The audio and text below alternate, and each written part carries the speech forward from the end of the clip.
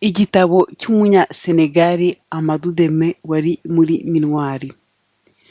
Quand le vainqueur raconte l'histoire, les victimes des Nations Unies au Rwanda.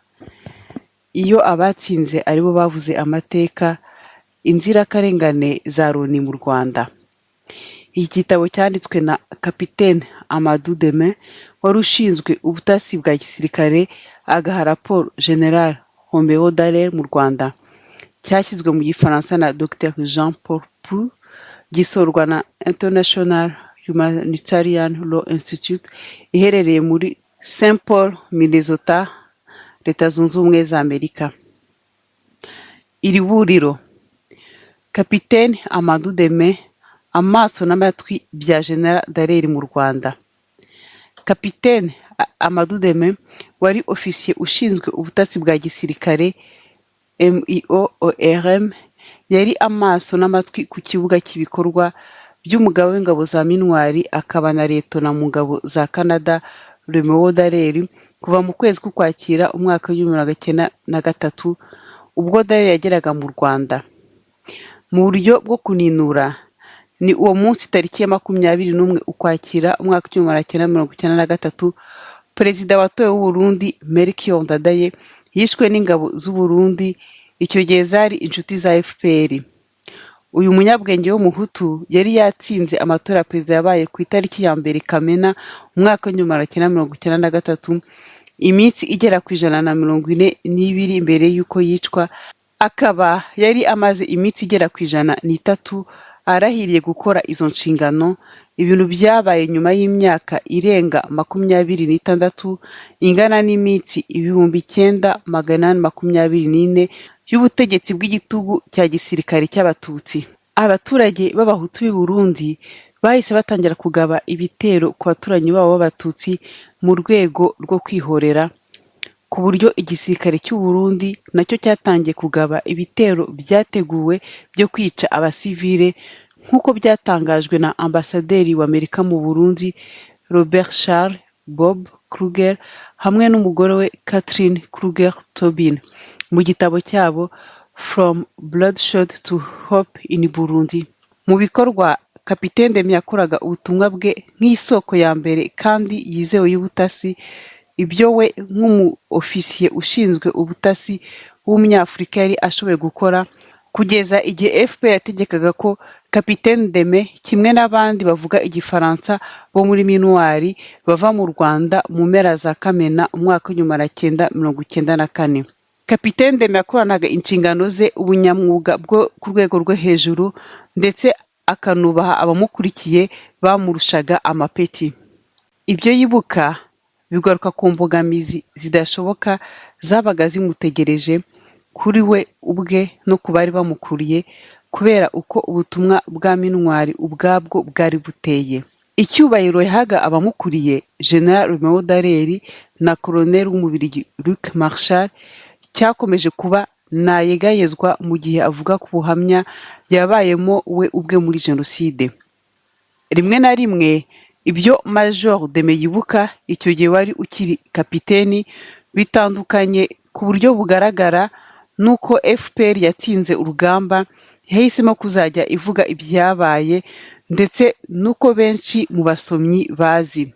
Ibyo yanditse bitandukanye n'ibyagiye byandikwa n'abandi batari bafite inyungu mu gushakisha inyandiko z'umwimerere zemeza ibyo Kapiteni Deme yibuka. Bikaba uyu munsi biboneka kuri murandasi ku rubuga www.rwanda-document-project.net rwa Rwanda Documents Project.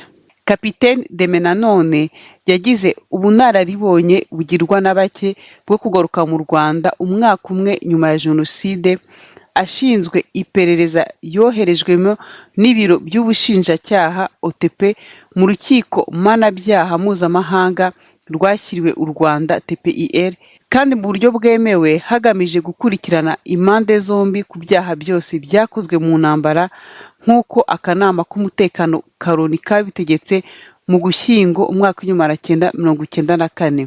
Uko akazi ke na TPIR kajyaga imbere, Deme yatangiye kwiyumvamo ukunyuranya hagati y'ibyo yabayemo mu Rwanda byatumaga yiyumvamo ko icya mbere FPR ariyo yateje intambara ikorera ibyaha abahutu, ko yanaba ariyo yatangije jenoside yica abaperezida babiri.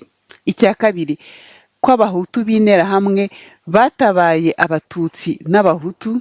Icya gatatu ko imvugo yari itangiye kuzamurwa muri TPIR ivuga ko abahutu bari abajenosideri, harimo n'abo Kapiteni Deme yari azi bakije abatutsi benshi, ndetse n'uko FPR yatabaye igafata igihugu ku ngufu, mu gihe ibyo Kapiteni Deme yabayemo ku giti cye byemezaga nta shiti ibitandukanye.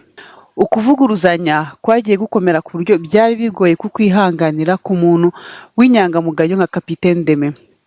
Ibyo yibuka byo kurokoka ubugizi bwa nabi bwibasiye imbaga bwaje kwitwa jenoside yo mu Rwanda, hakiyongeraho guhonyora ukuri muri TPIR.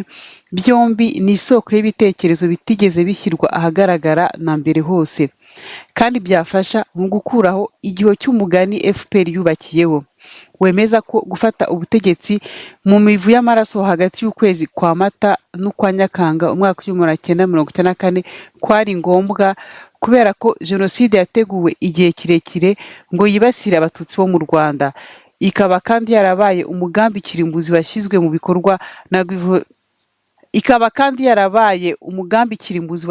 bikorwa na guverinoma ndetse n'ingabo FPR yasimbuye. Umwanzuro uvuga ko iyi nkuru yimakajwe na FPR ari umugani wagezweho mu buryo budasubirwaho kandi mu ruhame n'inteko y'abacamanza bose, nta n'umwe uvuyemo mu rubanza rwise urw'abasirikare ba mbere muri TPIR, ubwo tariki ya 9 Gashyantare umwaka wa 2009 abacamanza batangazaga icyemezo cyagize abere ku cyaha cyo kuyobora umugambi n'itegurwa rigamije gukora jenoside ku baregwaga bane bari abaofisiye bakuru b'ingenzi mu ngabo z'u Rwanda, barimo n'umukoloneli w'ikimenya bose Toneste Bagosora wafatwaga nk'umucurabwenge wa jenoside. Ibiro by'umushinjacyaha ntibyigeze bijurira uyu mwanzuro wafashwe ku bwiganze bwuzuye bw'urukiko.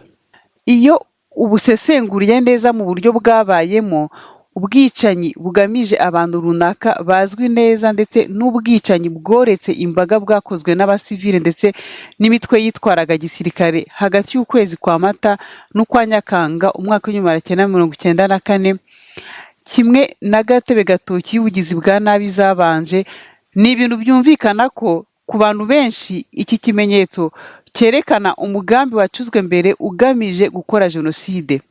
Byongeye kandi izi nyigo zura neza n'imyiteguro yo guhanganira ubutegetsi mu buryo bwa politiki cyangwa mu bwa gisirikare.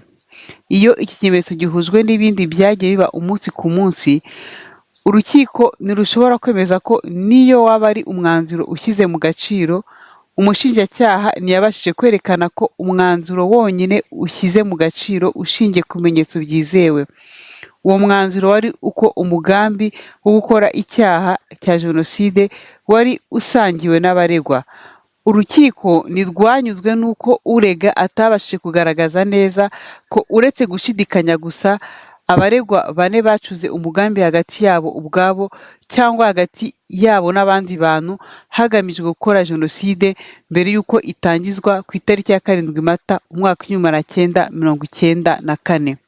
Mu kugaragaza ko kuba umushinjacyaha atarashoboye kugaragaza icya mbere ko abaofisiye bakuru bane b'ingabo ba FARI bacuze umugambi hagati yabo ubwabo cyangwa n'abandi bagamije gukora jenoside, abacamanza ba TPR banze umugani wa FPR uvuga ko umugambi wateguwe kuva igihe kirekire mbere y'uko abaperezida babiri bicwa, umugambi wo gutsemba amajana y'ibihumbi by'abasivile bazira ubwoko.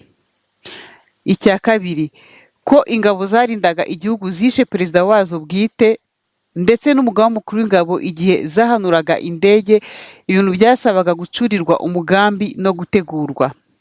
Mu mwaka wa 2009 abatanga ubuhamya babiri mu bwuke batanzwe n'umushinjacyaha Dr Christian Davenport na Dr Alan Stam, wahoze ari ofisiye w'ingabo kabuhariwe za Leta Zunze Ubumwe za Amerika, batangaje ubusesenguzi bwabo ku birebana n'amaraporo ku bwicanyi bwakozwe na guverinoma ya FPR, raporo zose z'imiryango itagengwa na leta ONG yerekeye ubugizi bwa nabi mu Rwanda, hamwe n'inyandiko zo mu biro by'umushinjacyaha wa TPIR. Ubusesenguzi bwabo bwahishuye ko umubare w'abahutu bishwe ukubye inshuro ebyiri uw'abatutsi bishwe mu Rwanda mu mwaka w'1994. Ushingiye ko abatutsi bari hagati ya 10 na 15% by'abaturage, uyu mubare uri hejuru cyane y'ijanisha ry'abatutsi bahigwaga. Nyamara mu gusesengura, za raporo zigaragaza uko intambara yagiye ikwira hose, zageze n'aho zanzura ko ubugizi bwa nabi bwagiye bwiyongera uko intambara yagiye ifata indi ntera, kandi ko ubwicanyi butaturutse ku muntu ku giti cye cyangwa ku mugambi wateguye ukwawo nk'uyu wa jenoside. Nyamara ntabwo byatunguranye ko umushinjacyaha wungirije wa TPIR wanahoze mbere ari umushinjacyaha mukuru washyizweho na Clinton kugira ngo ahagarare akarere k'amajyaruguru ka Iowa, Stephen Rapp, uyu munsi akaba ari ambasaderi wa Obama ku birebana n'ibyaha by'intambara, atongereye amasezerano hagati y'ibiro by'umushinjacyaha TPIR n'abatangabuhamya by'impuguke babiri, Dr Davenport wo muri kaminuza ya Notre Dame na Dr Stam wo muri kaminuza ya Michigan. Mu mwaka wa 2011, ibyumba bitatu by'urukiko rw'ibanze muri TPIR byanzuye ko hatari ibimenyetso bihagije byo gusobanura neza ikirego cya FPR cyavuga ko haba harabayeho umugambi wateguwe igihe kirekire hagamijwe gukora jenoside cyangwa ibindi byaha byakorewe abaturage b'abasivile b'Abanyarwanda bo mu bwoko bw'Abatutsi.